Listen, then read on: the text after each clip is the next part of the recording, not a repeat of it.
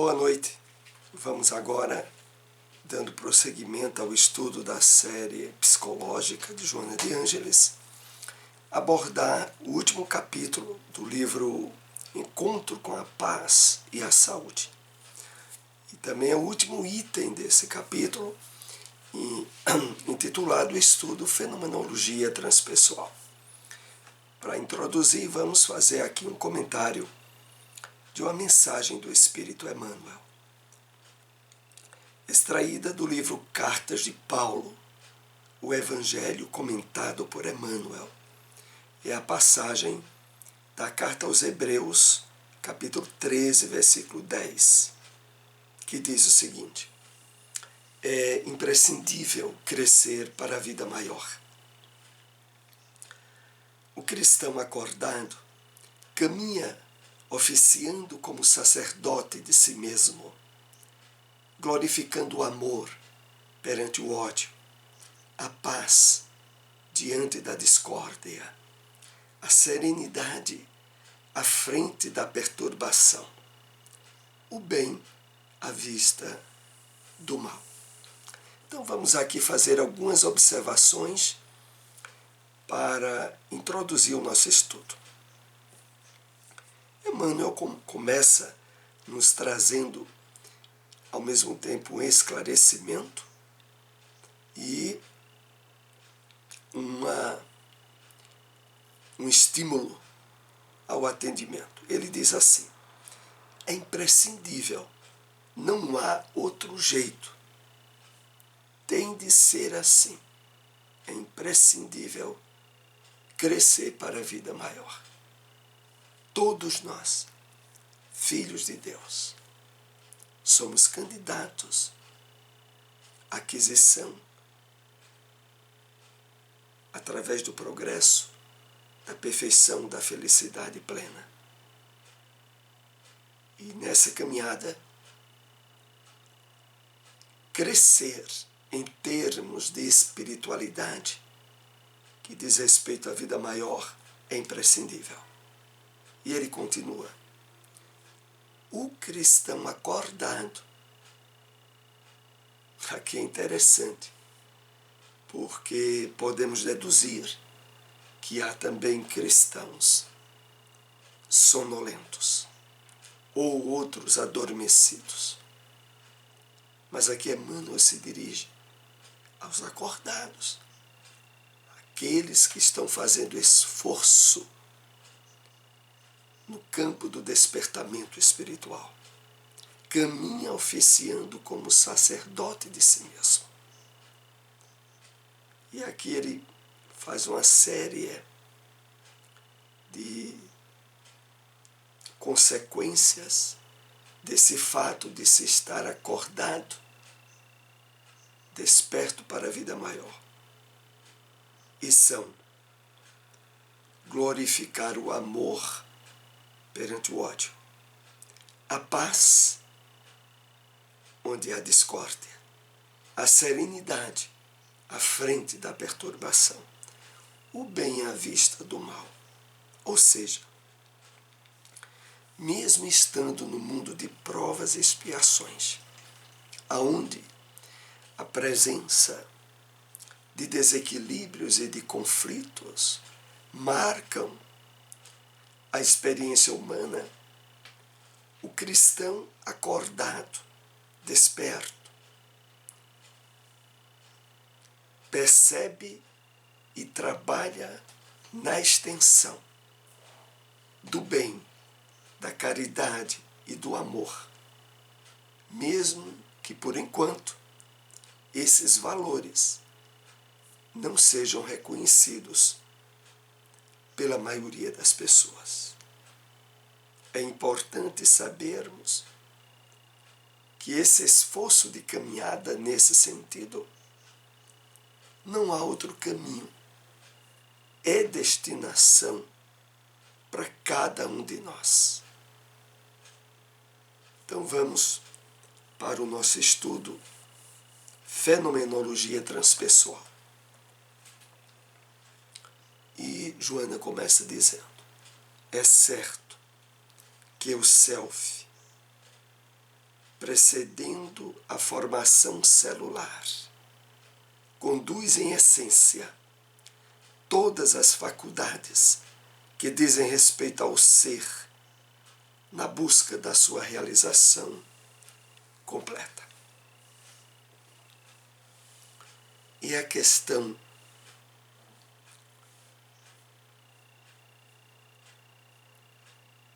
das características essenciais que marcam o homem em referência à sua origem,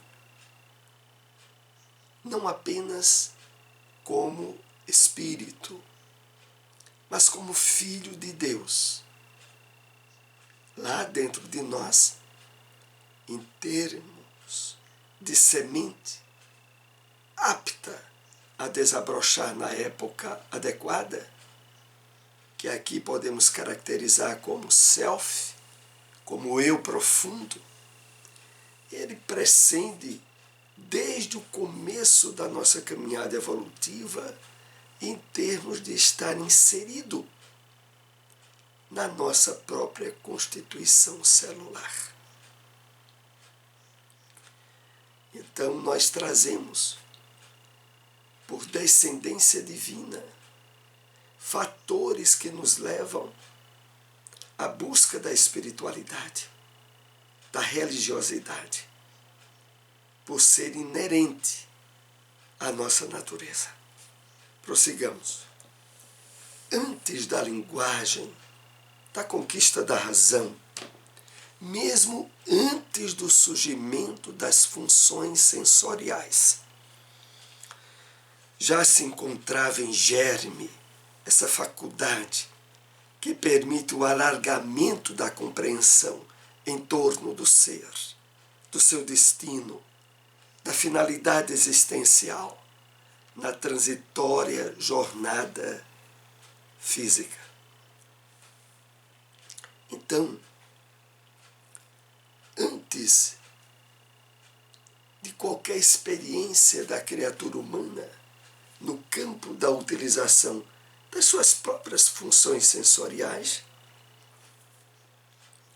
nós já trazíamos essa semente que se estabeleceria na formação de nosso destino, da finalidade existencial e nos objetivos maiores da jornada física. Então, é algo inerente à natureza humana. Mesmo aqueles que dizem não acreditar em Deus e em nada da espiritualidade, eles não podem, por essas afirmativas, anular a sua descendência divina. Essas sementes que caracterizam o self, o eu profundo. Essa herança foi transferida geneticamente através do inconsciente coletivo às gerações por vindouras, originando os estudos alternados de consciência, especialmente quando da ocorrência dos fenômenos psi.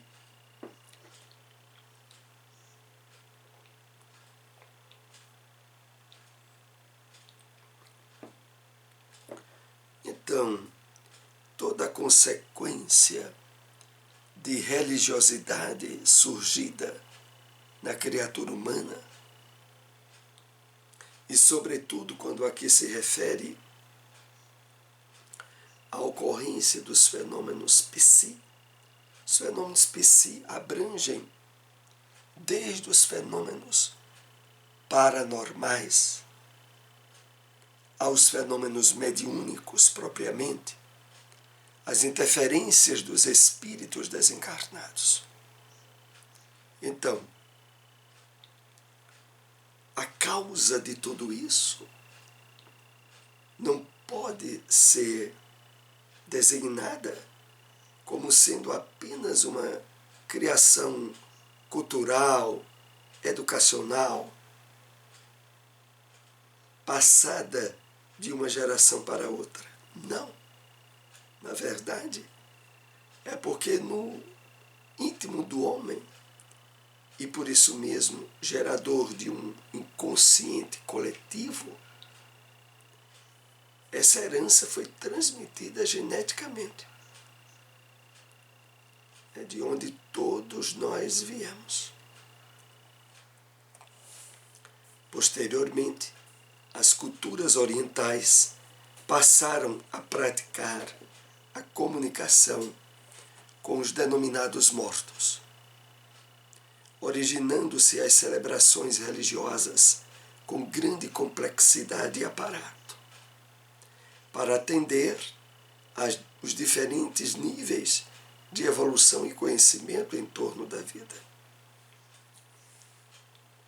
Então, todo o surgimento das experiências religiosas, espirituais, inclusive mediúnicas associadas às comunicações com os mortos, elas tiveram por origem essa natureza íntima do homem que o liga à espiritualidade. A Bíblia é um manancial inesgotável de fenômenos paranormais, culminando em um Novo Testamento com as revelações paranormais a respeito do Messias, cuja trajetória foi assinalada pelas comunicações espirituais.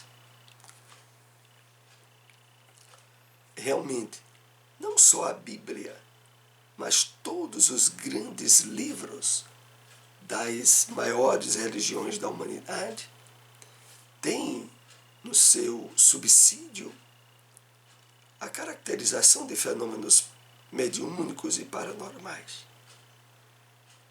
No caso do Novo Testamento, a que o texto faz referência, desde o início ali do Evangelho de Mateus, quando Maria é avisada através de um sonho, de um desdobramento, por um anjo, daquilo que viria a ser a sua missão.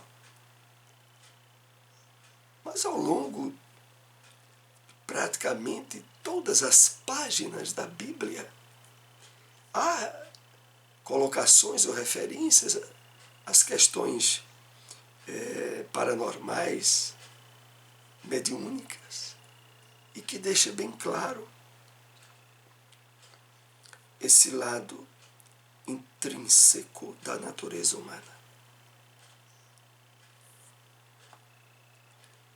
Curioso é que têm sido os considerados mortos que têm mantido o interesse em demonstrar a sua sobrevivência ao túmulo, dando lugar às comunicações de vária denominação, através das quais muitos conflitos psicológicos podem ser compreendidos e analisados.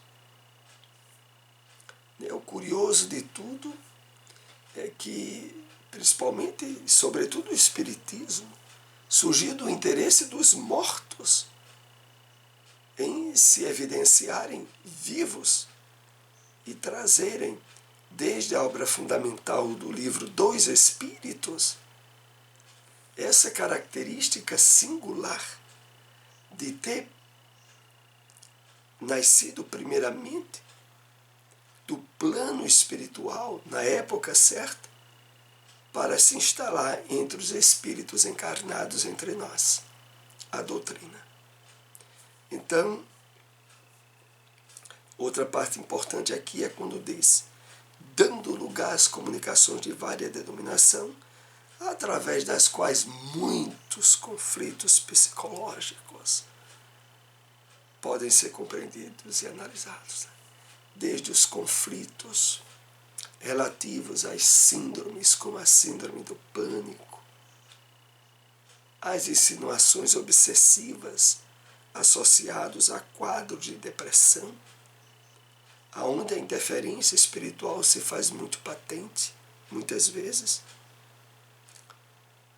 Então, todas essas questões, ela tem uma iluminação por parte da revelação espírita que facilita muitas vezes é um trabalho conjunto com a psicologia, né, com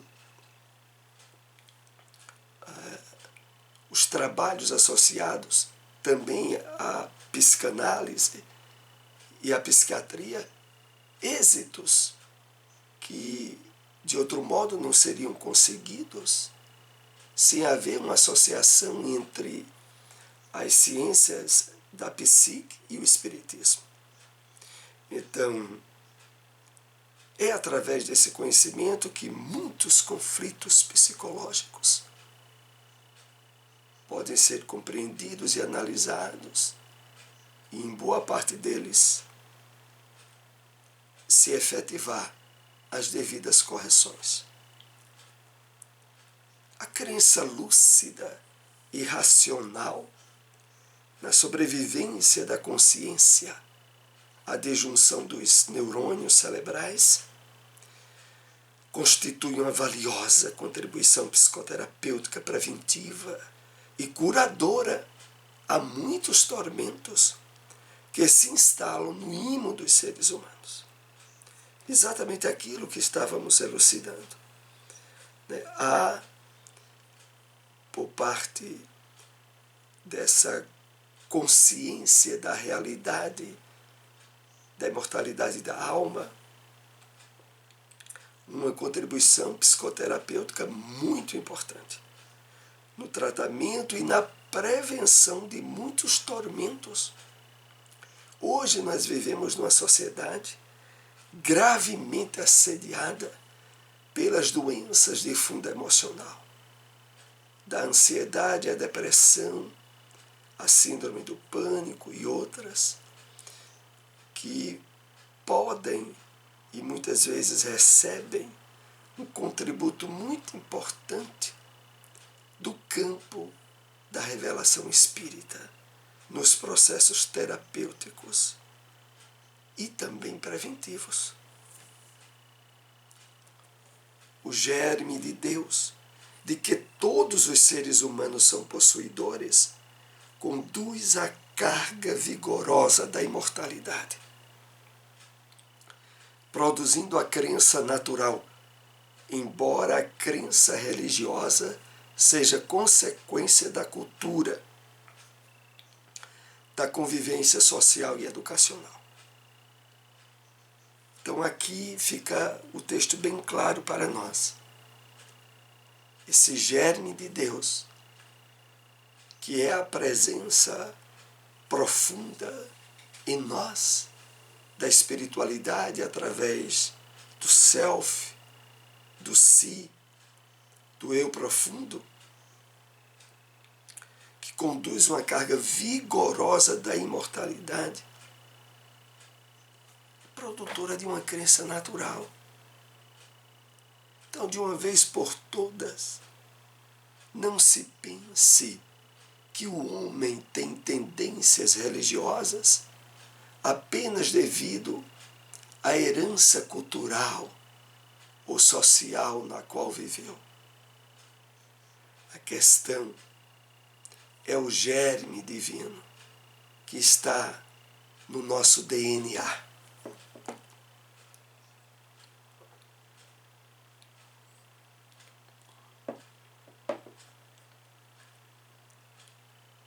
A imortalidade do espírito elucida inúmeras dificuldades de explicação lógica em torno de ocorrências psicológicas, como as que dizem respeito à simpatia e à antipatia, o déjà vu, assim como o déjà senti, cujas psicogênese estão em vidas anteriores.